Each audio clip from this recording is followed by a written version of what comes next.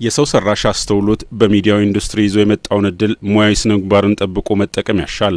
ቴክኖሎጂው በተለያዩ ይዘቶች ዙሪያ መረጃን በፍጥነትና በተደራጀ መልኩ ለማግኘት እየረዳቸው መሆኑን ከፋና ሚዲያ ኮርፖሬሽን ጋር ቆይታ ያደረጉ የሚዲያ ባለሙያዎች ተናግረዋል። በተለይም በስራ ውስጥ በጋዜጠኝነት ውስጥ ነገሮችን ለማቅለል የምንሰራቸው ነገሮች ለምሳሌ አንድ መረጃ ፈልጎ ቶሎ ለማግኘት ይጠቅማል፣ ግን መረጃውን ለማረጋገጥ ብቁ ላይሆን ይችላል የአርቲፊሻል ኢንተለጀንስ። ነገር ግን ስለዛ ነገር መረጃ ፍንጭ ለማግኘት ሊሆን ይችላል። መረጃውን ነው መልሶ ማጣራት ይፈልጋል። ለዛ ነው ጥንቃቄ በጣም ያስፈልጋል የሚባለውና አንዳንድ ነገሮችን ለማቅለል መረጃዎችን በቀላሉ ለማግኘት ለመፍጠን እጅግ በጣም ጠቃሚ ነው። ለምትሰራው ነገር ዕውቀቱን እንዲኖርህ ያስችላል። በተለያዩ በቴሌቪዥንም ዘርፍ ብትወስድ የሚሰሩ ዜናዎችን ሌሎችንም ቪዲዮዎች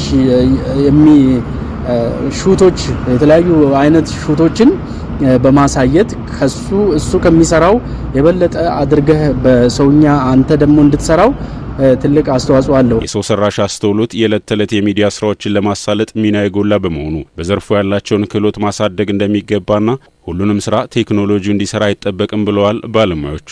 ሙሉ በሙሉ በአርቲፊሻል ኢንተለጀንስ ላይ ለመደገፍ አስፈላጊ አይደለም። ሙሉ በሙሉ እምነትን እዛ ላይ መጣል አስፈላጊ አይደለም። ምክንያቱም አርቲፊሻል ኢንተለጀንስን በጣም ትክክለኛ ሰዎች ለትክክለኛ ዓላማ ይጠቀሙበታል። ለትክክለኛ ላልሆነ ዓላማ ደግሞ የሚጠቀሙበትም ሰዎች ስላሉ በዛው ልክ ሚዛኑን ጠብቀን መጠቀም አለብን እንጂ ወደዚህም ሳንል ለሚገባው ነገር ብቻ በአግባቡ ከተጠቀምን እጅግ በጣም ይጠቅመናል። ግን ጥንቃቄ እያደረግን መሆን አለበት። እኛም ጋዜጠኞች ይህንን መረጃ እየተጠቀምን ተጠቅመንበት ህብረተሰቡን ልንጠቅም አገራችንን ልንጠቅም እኛም ልንጠቀምበት እንችላለን። ግን ችግሮቹ ላይ የጎንዮሽ ችግሮቹ ላይ በጥንቃቄ ማወቅ አስፈላጊ ነው ላለው የሚዲያ ተቋማቱ የሰው ሰራሽ አስተውሎት ቴክኖሎጂን ከጋዜጠኝነት ስነ ምግባር ጋር አጣጥመው መጠቀም እንዳለባቸው በጅማ ዩኒቨርሲቲ ሚዲያና ኮሙኒኬሽን ጥናት ትምህርት መምህር ዶክተር ጌታቸው ጥላሁን ተናግረዋል። በኃላፊነት በተጠየቅ የሙያውን ስነ ምግባር በጠበቀ መልኩ እና ደግሞ ኤአይ የመጠቀም ጉዳይንም ሪኮግናይዝ በማድረግ እምልህ በአግባቡ በመቀበል በማመን ማለት ነው የሚሰራበት ከሆነ ትልቅ ጥቅም አለው።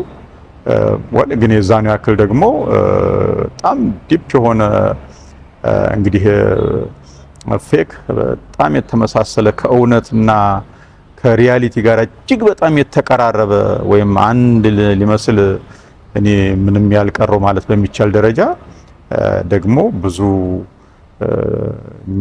የሚያስደነግጡ ደግሞ ስጋቶችም አምጥቷል።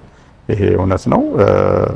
በእውነትና በውሸት መካከል በቅንብርና በሪያሊቲ መካከል ያለውን ባውንደሪ መለየት እስኪያስቸግር ድረስ ደግሞ ራሱን የቻለ ጫና አምጥቷል። በተጨማሪም ለሚዲያ ባለሙያዎች መረጃን ለማጥራት የሚረዱ ስልጠናዎችን ማዘጋጀትና መረጃን የማጥራት ባህልን ማሳደግ ያሻል ብለዋል።